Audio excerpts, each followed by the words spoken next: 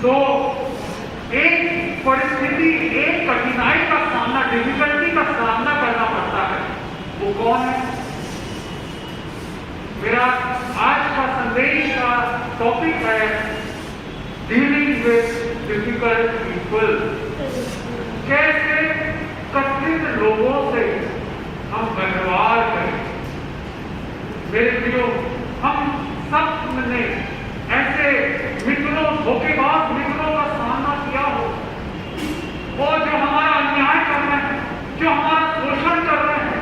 हो सकता है आपके ऑफिस में, जहां काम कर रहे हैं, पड़ोस में आपके लिए विरोध कर रहे हैं, षड्यंत्र कर रहे हैं, कुटिल बातें बोल रहे हैं, झूठ बातें, अफवाहें फैला रहे हैं।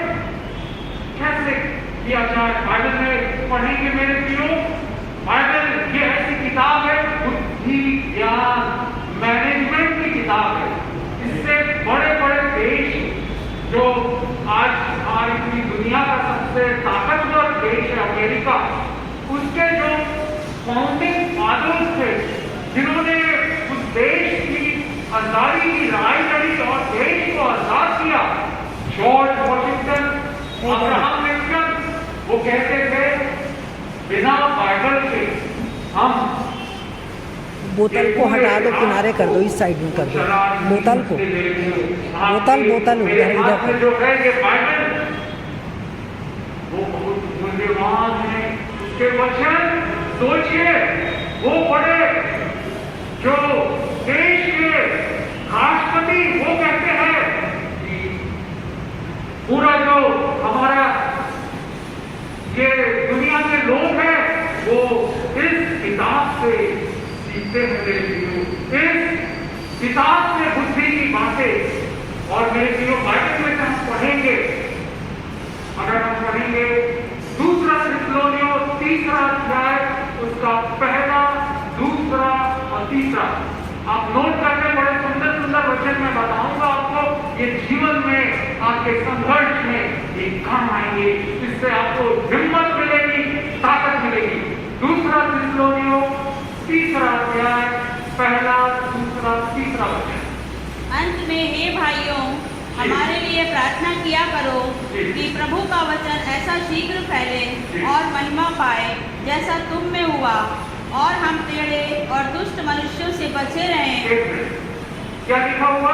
ये प्रेरित पौलुस लिख रहा है, हमारे लिए प्रार्थना करो कि टेढ़े और दुष्ट मनुष्यों से बचे रहें। इतना बड़ा प्रेरित, जो प्रभु यीशु को देखा, प्रभु यीशु के साथ जिन चमत्कार कर रहे हैं, उसके द्वारा वो कह रहा है, हमारे लिए प्रार्थना करो, हमारे लिए प्रार्थना करो, हम टेढ़े और दुष्ट मनुष्यों से बचे रहे। हाँ, आगे।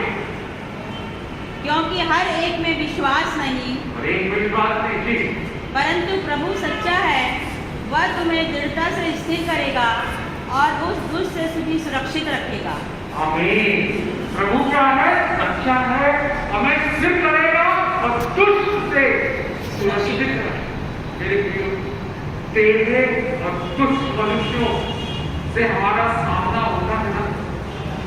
आप कहीं पर भी रह रहे हो, कहां पर भी काम कर रहे हो, कहीं पर भी पढ़ रहे हो, याद रखिए, चुगलखोर लोग रहेंगे, टेढ़े और दुष्ट मनुष्य रहेंगे। मैं जब इंजीनियरिंग कॉलेज में पढ़ाई करता था, मैं हॉस्टल में रहता था, मेरा रूम पार्टनर कोई भी मेरे कमरे में आया मिलने के लिए, तो उसका वो बड़ा सुंदर था, गोरा था, और बड़े प्यार में बात करता, इतना अच्छा, कैसे हो तुम, क्या हो, ऐसा करके खूब देर बात करे, इतनी मीठी मीठी बात करे। और उसके बाद जब चला जाता तो उसकी बुराई चालू कर देता, अरे वो गधा है, ये ऐसा है, वो वैसा है करके। सामने में बड़ी तारीफ कर रहा है, उससे इतनी प्यार से मीठी मीठी बातें कर रहा है, परंतु पीछे उसके जाते ही साथ उसकी बुराई। वो थोड़ा पढ़ाई में कमजोर था। एक और हमारे क्लास का टॉपर वो आया, उससे भी बड़ी मीठी मीठी बात किया, कैसे पढ़ते हैं, क्या है, ये है, वो है। और फिर जाने के बाद बोलने लगा, अरे ये तो रटने वाला तोता है, रट्टू तोता है, रटता है, वो दिमाग नहीं है उसका। ये क्या बात हुई मेरे प्रियो? हम सबने ऐसे लोगों को, टेढ़े और दुष्ट मनुष्यों का सामना किया है। क्या करें? आप काम कर रहे हैं, सच्चाई से, ईमानदारी से रह रहे हैं, परंतु विरोधी लोग, टेढ़े और दुष्ट लोग आपके लिए गलत योजना बना रहे हैं, अफवाहें फैला रहे हैं, पूरा आपकी बुराई कर रहे हैं, आपकी चुगली कर रहे हैं। बाइबल का एक बड़ा सुंदर वचन कहता है, भजन संहिता 101 5वां वचन, भजन संहिता 101 उसका 5वां वचन। जो छींककर अपने पड़ोसी की चुगली खाए, उसका मैं सत्यानाश करूंगा, और जिसकी आंखें चढ़ी हों, उसका जिसका मन घमंडी है, उसकी मैं न सहूंगा। लिखा हुआ है, जो छिपकर, मतलब पीठ पीछे आपकी बुराई करना है। हालेलुया! मेरे प्रियो, हमारा यीशु मसीह बचाएगा ऐसे लोगों से, टेढ़े और दुष्ट लोगों से। आप मेरे बड़ी-बड़ी मीठी बात करेंगे, पीठ पीछे आपकी बुराई करेंगे, आपकी चुगली करेंगे। कौन लड़ाई लड़ेगा आपकी? यीशु मसीह कह रहे हैं, मैं लड़ूंगा, उनका मैं नाश करूंगा। मेरे भाइयों, मेरी बहनों, कितना सुंदर वचन। कई बार सुखी हो जाते, वो बड़ी कटुता से, कड़वाहट से भर जाते, कोई बताता हमारे बारे में ऐसा बोल रहा है, बोल नहीं है। मेरे प्रियो, डरे नहीं है, बख्शनी पर विश्वास रखे। भजन संहिता 101:5 जो हमने पढ़ा, आपके शत्रु उसके शत्रु है। परमेश्वर कहता है निर्गमन 14:14 में, और चुपचाप शांत रहो, क्योंकि युद्ध तुम्हारा नहीं, हमारे परमेश्वर। You have a defender. Hallelujah! आपका एक रक्षक है, जो आपकी रक्षा करेगा ऐसे चुगलखोर, ऐसे टेढ़े और दुष्ट लोगों से। भजन संहिता में हम देखते हैं मेरे प्रियो, दाऊद एक भेड़ को चराने वाला बालक, उसको राजा होने के लिए अभिषेक किया। मेरे प्रियो, क्या आज आप ऐसी परिस्थितियों में हैं? ऐसा लगता है मेरे लिए कोई फ्यूचर नहीं, मेरे प्रमोशन का, मेरी उन्नति का कोई उपाय नहीं है, कोई ऐसा मार्ग नहीं दिखता जो मेरे लिए खुल जाए, मेरी बढ़ोतरी के लिए, मेरी उन्नति के लिए। दाऊद भी ऐसा था, उसके भाई लोग सब मिलिट्री वाले, आर्मी मैन, और वो क्या करता था? भेड़ों को चराता। सोचिए, तुच्छ मिल, परंतु परमेश्वर के साथ वो सच्चा होगा। और क्या हुआ? परमेश्वर ने उसे चुना। हालेलुया! परमेश्वर ने उसे चुना और उसको अभिषेक किया। परंतु कई लोग क्या करते हैं? अभिषेक हो जाए, भविष्यवाणी हो जाए, तू ऐसा होगा, तू ऐसा बनेगा, तेरा ऐसा होगा, वो तुरंत सोचते हैं हो जाएगा, दूसरे दिन से वैसे ही, अरे मेरे को कार मिलेगी, मेरे को नौकरी मिलेगी, तो सोचते हैं कि अरे दूसरे दिन, तीसरे दिन, 1 महीने में हो जाए। दाऊद को इंतजार करना पड़ा, लंबा इंतजार करना पड़ा। कई बार उसको और जान की जोखिम में डाली गई। शाऊल उससे जुड़ा, नफरत करने लगा, जलन करने लगा। मेरे प्रियो, दाऊद का परमेश्वर आज आपका परमेश्वर, यह आपके साथ में रहने वाले, आपके प्रियजन, आपके पड़ोस से, आपके रिश्तेदार, आपके समाज वाले आपसे ईर्ष्या करते हैं, जलन करते हैं। याद रखिए, दाऊद को संभालने वाला, उसकी ढाल बनने वाला आपकी ढाल है, वो आपकी रक्षा करेगा। मेरे प्रियो, शाऊल ने काफी बार कोशिश की उसे मारने की, परंतु दाऊद क्या प्रार्थना करता है? हमें भी इस दुनिया में रहते हुए टेढ़े और दुष्ट मनुष्य का सामना हम में से हर एक करता है। मेरे प्रियो, क्या प्रार्थना करना है? आइए, बड़ा सुंदर प्यारा वचन है, अद्भुत वंडरफुल वर्ड है। भजन संहिता 57 चौथा वचन, भजन संहिता 57 वर्स 4, भजन संहिता 57 और चौथा वचन। मेरा प्राण सिंहों के बीच में है, जी। मुझे जलते हुओं के बीच में लेटना पड़ता है, जी। अर्थात ऐसे मनुष्यों के बीच जिनके दांत बर्छी और तीर हैं और जिनकी जीभ तेज तलवार है। जी, सोचिए, दाऊद राजा वो कह रहा है ऐसे मनुष्यों के बीच में, ओह, मेरा प्राण सिंहों के बीच में है, मुझे जलते हुओं के बीच में लेटना पड़ता, अर्थात ऐसे मनुष्यों के बीच में जिनके दांत बर्छी तीर हैं। क्या आज विचलित हो जाते हैं, दुखी हो जाते हैं आप? किसने आपके बारे में ऐसा बोल दिया? दाऊद भी ऐसे ही परेशानी में, ऐसे ही कड़वाहट से गुजर के आया है। वो प्रार्थना कर रहा है, मेरा परमेश्वर मुझे बचा दे, तू मेरा मुक्तिदाता है, तू मेरा छुड़ाने वाला है। यिर्मयाह 15 उसके 21 में लिखा हुआ, मैं तुझे दुष्ट के हाथों से छुड़ाऊंगा। हालेलुया, उपद्रवी के पन्नों से निकाल लूंगा। आपको निकालने वाला, आपको छुड़ाने वाला, उसका नाम है यीशु मसीह। वो आपको टेढ़े और दुष्ट मनुष्यों से बचा के रखेगा, सुरक्षित रखेगा। उसके पंखों तले आ जाइए, उससे प्रार्थना कीजिए, वो आपकी ढाल है। हालेलुया। भजन संहिता 140 और उसका पहले से लेके चौथे वचन तक पढ़ेंगे। हे यहोवा, मुझको बुरे मनुष्य से बचा ले, उपद्रवी पुरुष से मेरी रक्षा कर, क्योंकि उन्होंने मन में बुरी कल्पनाएं की हैं, वे लगातार लड़ाइयां मचाते हैं। उनका बोलना सांप का काटना सा है, उनके मुंह में नाग का सा विष रहता है। हे यहोवा, मुझे दुष्ट के हाथों से बचा ले, उपद्रवी पुरुष से मेरी रक्षा कर, क्योंकि उन्होंने मेरे पैरों को उखाड़ने की युक्ति की है। आमीन। सोचिए, लिखा हुआ है उनका बोलना सांप के काटने सा है, मुंह में नाग का विष रहता है, जहर रहता है। हे यहोवा, मुझे दुष्ट के हाथों से बचा ले, उपद्रवी पुरुष से मेरी रक्षा कर, क्योंकि उन्होंने मेरे पांवों को उखाड़ने की युक्ति की है।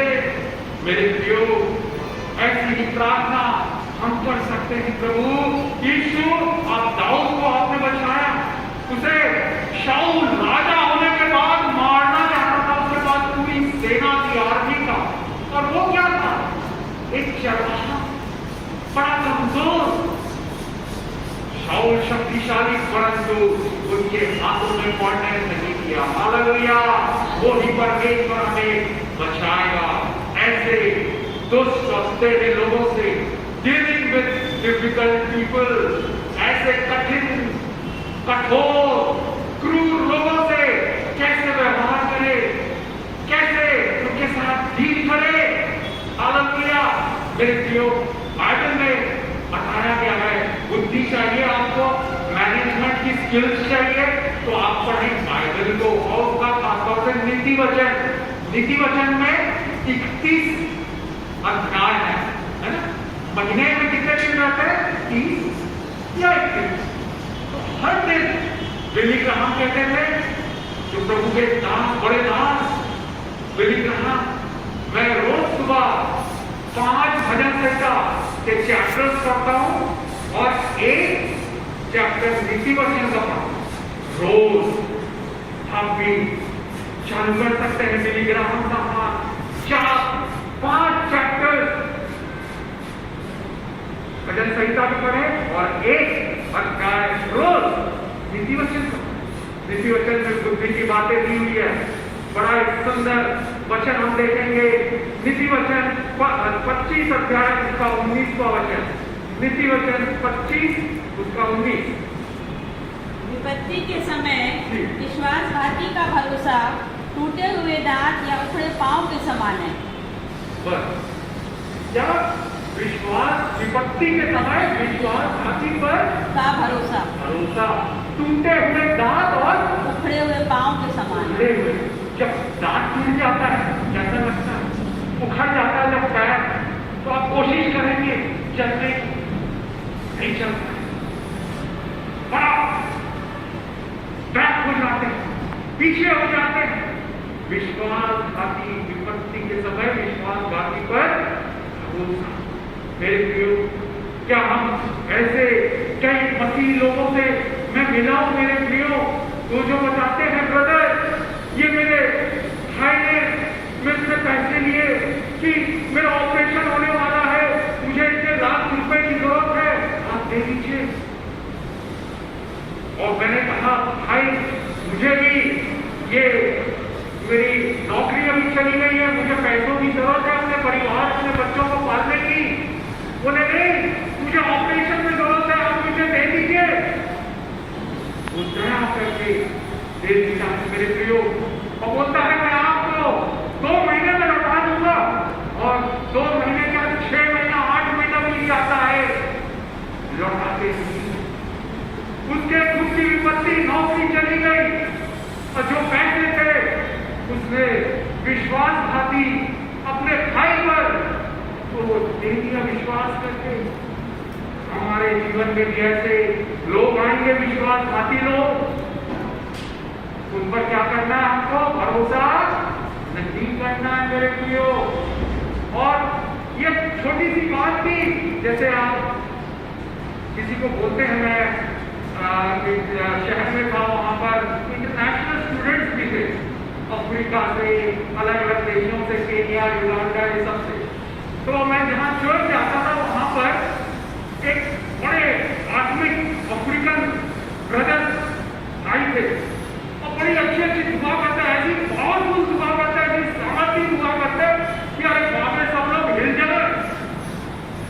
तो जब मैं पहली बार मिला मुझे भी काफी अच्छा लगा, और मैंने कहा तो मैं गया था उस शहर में, उस चर्च में, तो बड़े खुशी से वो मिले। बोले कहाँ रहते हो? मैं बताया मैं वहाँ रहता हूँ किराए में। तो बोले मैं आऊँगा। मैं कहा वेलकम ब्रदर, आइए, मेरा सौभाग्य की बात होगी। मैं कब आ रहे हैं आप? वो बोला मंगलवार को शाम को मैं 6 बजे आऊँ। मेरा दिल खुशी से भर गया, अरे इतना बड़ा प्रभु का दास आ रहा है, इतना जो आत्मिक है, जो प्रभु यीशु से प्यार करता है, इतनी जोशीली, इतनी शक्तिशाली, वेदनाओं से भरी हुई प्रार्थना करता है, वो मेरे कमरे में आ रहा है। एक किराए पे मेरे कमरे में, मैं तो छोटा हूँ, वहां मैं स्टूडेंट हूँ। मुझे बड़ी खुशी लगी और मैं इंतजार करने लगा। मंगलवार का दिन शाम को मुझे कहीं जाना था, मैंने सब प्रोग्राम कैंसिल किया। नहीं, मेरा भाई आ रहा है, प्रभु का भाई, प्रभु का जन आ रहा है मंगलवार को 6 बजे। 6 बज गया मेरे प्रियो, मैं इंतजार कर रहा हूँ। भाई का ब्रदर मेरे लिए प्रार्थना करेंगे, हम प्रार्थना करेंगे। 6 बज गया, 7 बज गया, 8 बजे नहीं, 9-10 बजे उस दिन आए नहीं। कोई बात नहीं, उस समय मोबाइल फोन नहीं हुआ करते थे, तो मैं उनको कॉल भी नहीं कर पाया कि क्यों नहीं आ रहे हो। उसने मेरे को कुछ कॉल कर पाया क्योंकि मोबाइल फोन उस समय नहीं थे। अगले संडे को चर्च गया,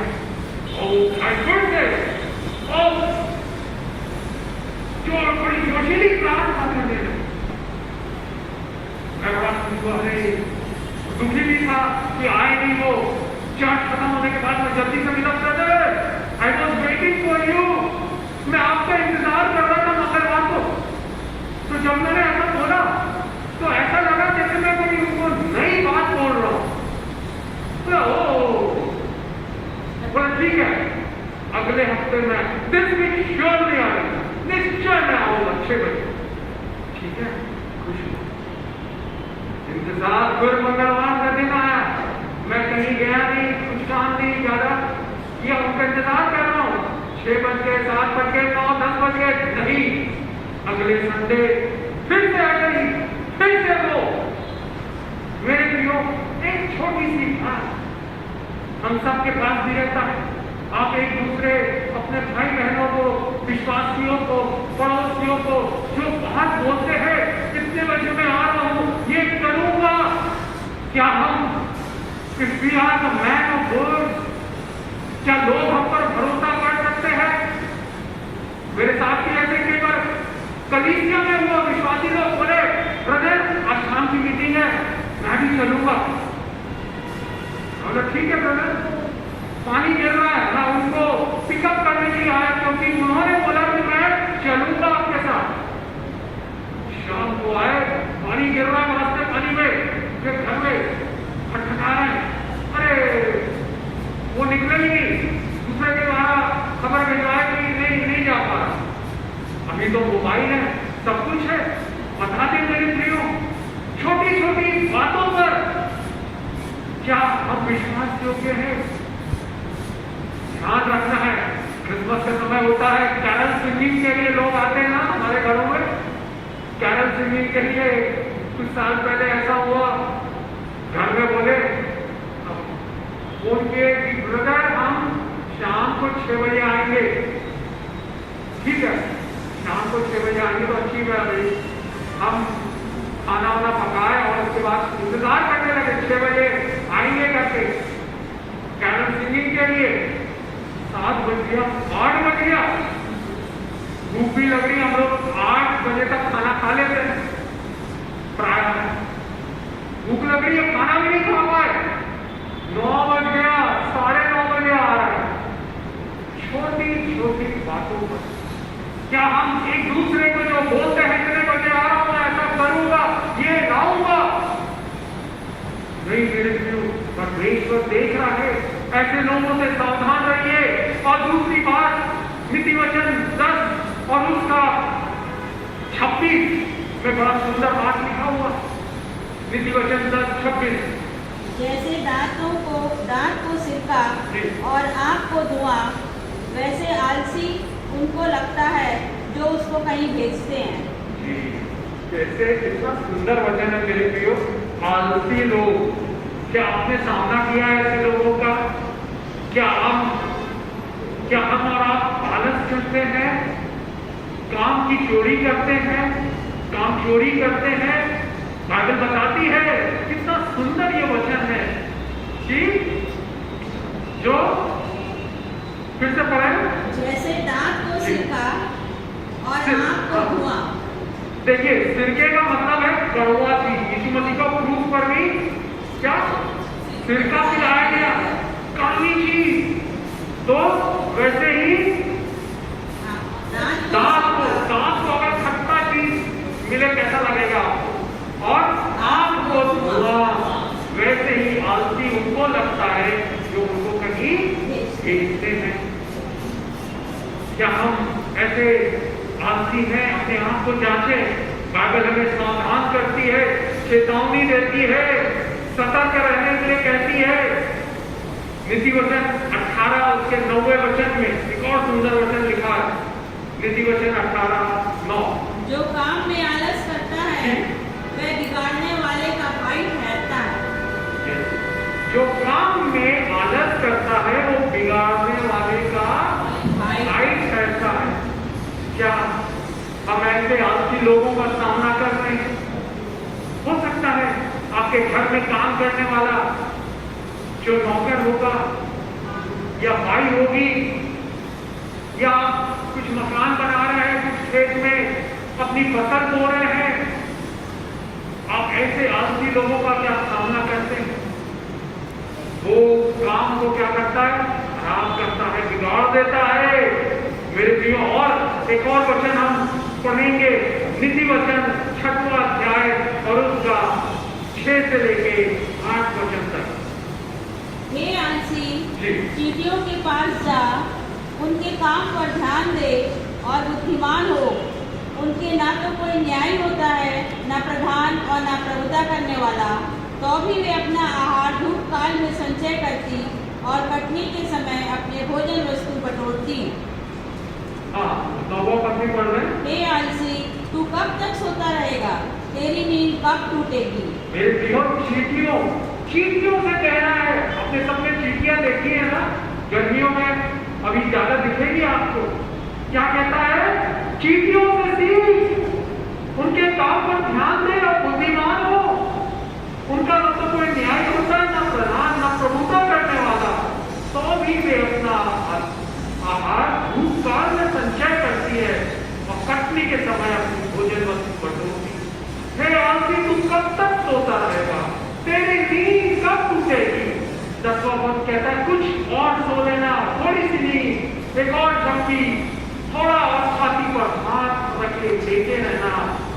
11वां वचन तब तेरा कंगाल पर राह के लुटेरे के समान तेरी हड्डी हथियार बम के समान आ पड़ेगी। कंगाल पर आ जाएगा मेरे प्रियो। कई लोग बताते हैं अरे ये इतना बड़ा व्यापारी था, इतना बड़ा धनाढ्य था, परंतु उसने ध्यान नहीं दिया और उसकी संपत्ति चली गई, उसका काम धंधा सब चौपट हो गया, फिर नौकरी से निकाल दिया गया। क्या आज आप जहां काम करते हैं बड़ी ईमानदारी से मेहनत से काम करते हैं, परमेश्वर का वचन जो है आईना दिखाता है, दर्पण है, ये मिरर है। आज वो पूछ रहा है क्या आज आप कंगाल का सामना कर रहे हैं। मेरे प्रियो, बाइबल बताती है एक और बड़ा सुंदर वचन है जो नीतिवचन 12 और उसके 24 में लिखा हुआ है। कामकाजी लोग प्रभुता करते हैं जी, परंतु आलसी बेगार में पकड़े जाते हैं। आमीन। क्या लिखा हुआ? कामकाजी लोग प्रभुता करते हैं, दे विल रूल। कामकाजी लोग और आलसी बेगार में पकड़े जाते हैं। बेगार मतलब खाली, कंगालपन। और उसी का 27वां वचन पढ़ ले। आलसी अहेर का पीछा नहीं करता परंतु कामकाजी को अनमोल वस्तु मिलती है। अनमोल वस्तु मिलती है कामकाजी को। जहां आप काम कर रहे हैं, कोई भी काम हो, छोटा हो बड़ा हो, क्या हम मेहनत से करते हैं? क्या कंगालपन का, गरीबी का सामना कर रहे हैं? एक और बड़ा सुंदर वचन, जब मैं 2 दिन पहले बाइबल पढ़ रहा था, मैं पढ़ा और ईश्वर ने प्रकाशित किया कि कई लोग गरीबी से परेशान है, कंगालपन से। मेरी तनख्वाह केवल 2000 है, 1000 है, 5000 है, ये इतना है, मैं कैसे बढ़ूं? इतना कब बढ़ रहा है खर्चा, क्या करूं? मेरे प्रियो, बाइबल में यीशु मसीह कह रहे हैं, नीतिवचन 10 और उसका 4वां वचन, नीतिवचन 10, 4, बड़ा सुंदर अद्भुत वचन है। जो काम में ढिलाई करता है वह निर्धन हो जाता है परंतु कामकाजी लोग अपने हाथों के द्वारा धनी होते हैं। क्या लिखा हुआ? स्पष्ट लिखा हुआ है, जो अपने काम में ढिलाई करता है वो क्या हो जाता है? निर्धन हो जाता है। परंतु कामकाजी लोग अपने हाथों के द्वारा, देखिए लिखा हुआ, कामकाजी लोग, हार्ड वर्कर, परिश्रम करने वाले, मेहनत करने वाले, अपने हाथों से धनी होते। क्या आज आप धनी होना चाहते? मेहनत करें, मेहनत करें। सपोपदेशक 9वां अध्याय 10वां वचन।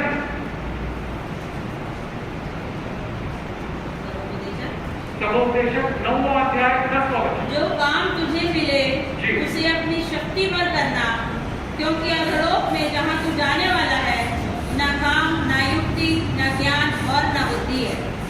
मेरे प्रियो, बाइबल हमें उत्साहित करती है, जो भी काम मिले, चाहे टीचर का मिले, ड्राइवर का मिले, अकाउंटेंट का मिले, नर्स का मिले, डॉक्टर, इंजीनियर, कोई भी काम मिले, मेहनत से करना, जी ताकत से, शक्ति से करना, परमेश्वर आशीष आप धनी हो जाएंगे। मेरे भाइयों बहनों, आलसी बना छोड़ दे। यीशु से कहे मेरे आदत को दूर कर देंगे, वो करें, आप धनी हो जाएंगे। धनी की कुंजी दे रहा है। कामकाजी लोग प्रभुता करते हैं। नीतिवचन 12-24 में आपने पढ़ा। आज हमारे देश की परिस्थितियां, एक व्यक्ति सफल हो रहा है, यहाँ पर भी सफल, उधर में भी सफल, सब जगह सफल। क्या बात है? मेरा उनके कुछ नजदीकी करीबी लोगों से मेरा वार्तालाप हुआ कुछ सालों पहले। उन्होंने बताया वो एक दिन भी छुट्टी नहीं लेते और दिन में सुबह से लेकर रात तक काम करते हैं। कामकाजी लोग प्रभुता करते हैं। मेरे प्रियो, क्या आप चाहते हैं आप प्रभुता करें? diligent worker will rule.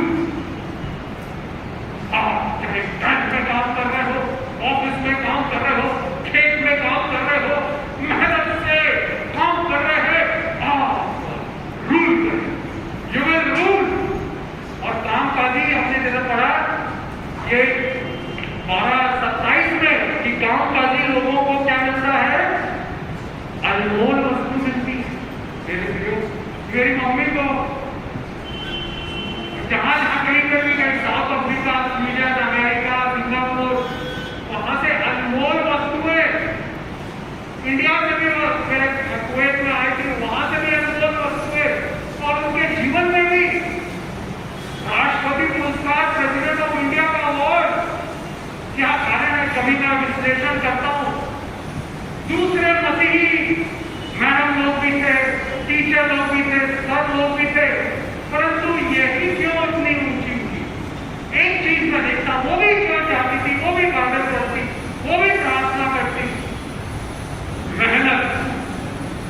मेहनत जैसे लिखा हुआ है ना, अपने हाथों के काम से, मेहनत से क्या होता है, मनुष्य धनी हो जाता है, अनमोल वस्तुएं मिलती है।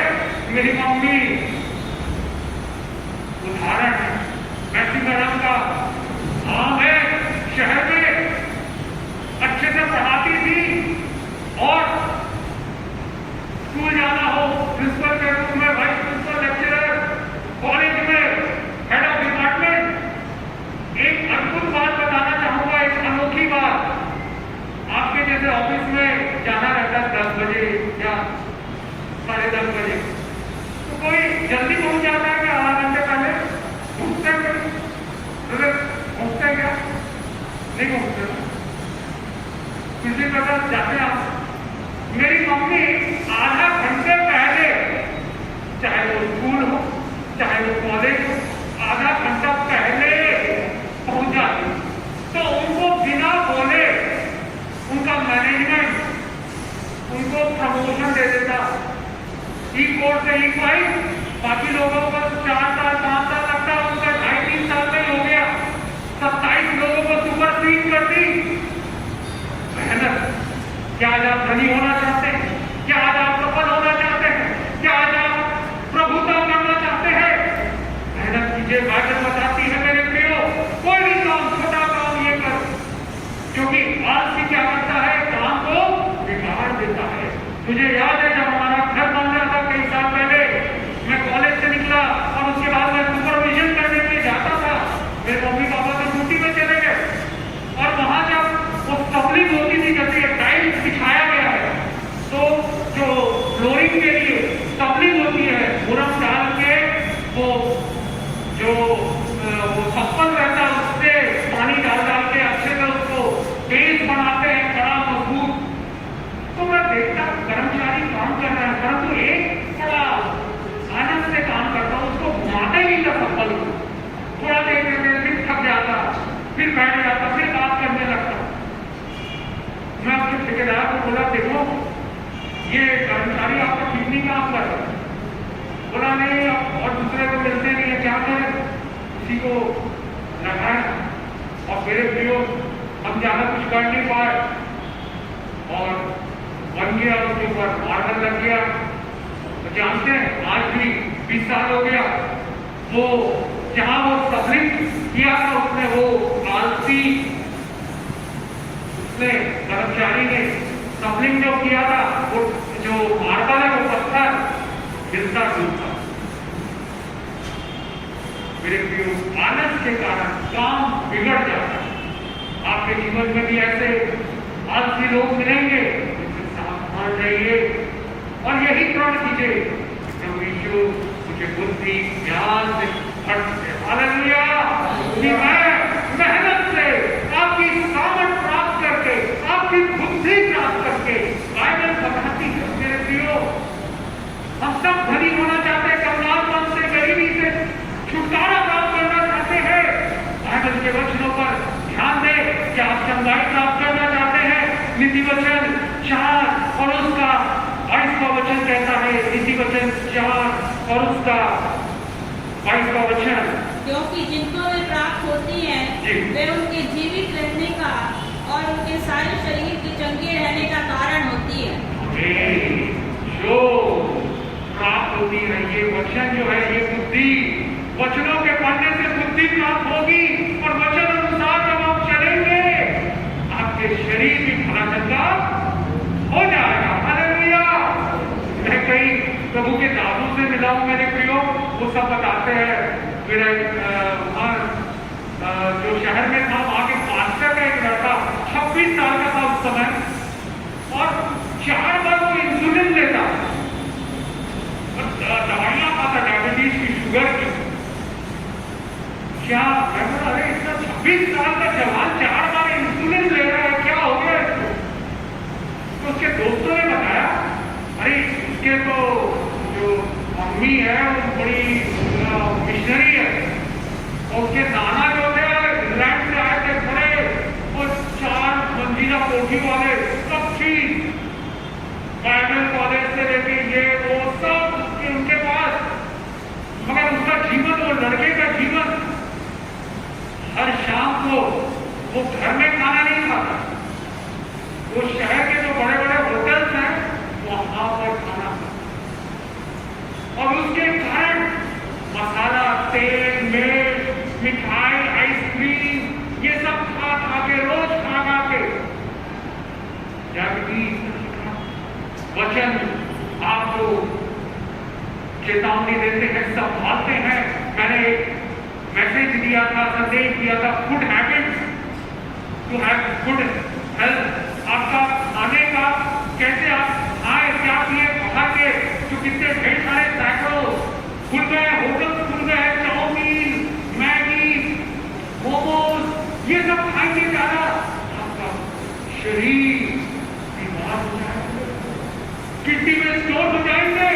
एक और पासवान उनके बारे में मैंने सुना, वो वाले शहर में वो वाला जो कटलेट सेंटर है, चिकन कॉर्नर है, हर शाम को अपनी वाइफ के साथ वहां मिल जाएंगे।